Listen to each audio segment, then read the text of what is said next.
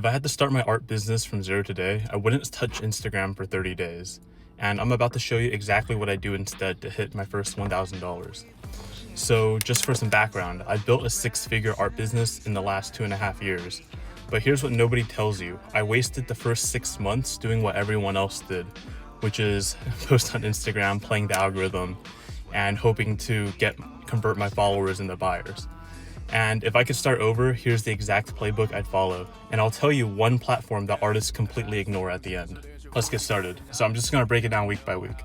So week one, what you wanna do is pick one specific avatar, which means you wanna pick one specific person that you're gonna sell your art to.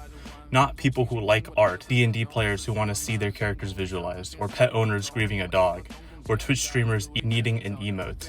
So these are all very specific avatars, and you wanna pick one because I do commissions speaks to nobody. Like, when you're trying to be as broad as possible, you're actually stopping yourself from growth because no one is willing to buy from a very general store.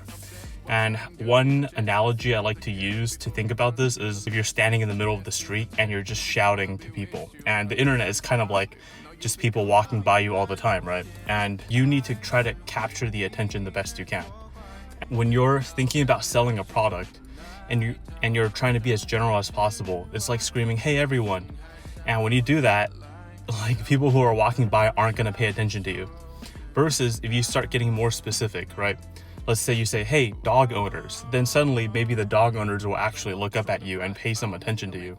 And attention is what converts into buyers at the end of the day.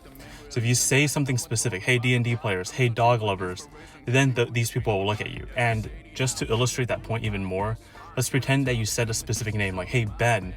Then suddenly, if there was someone in the crowd named Ben, they're definitely gonna walk over and pay attention to you.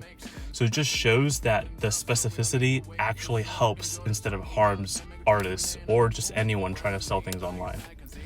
Here's what I would do on week two. So week one, you're establishing an avatar, you're figuring out exactly who you're selling to, instead of trying to be as broad and general as possible. And now week two, you have to find out where those people hang out.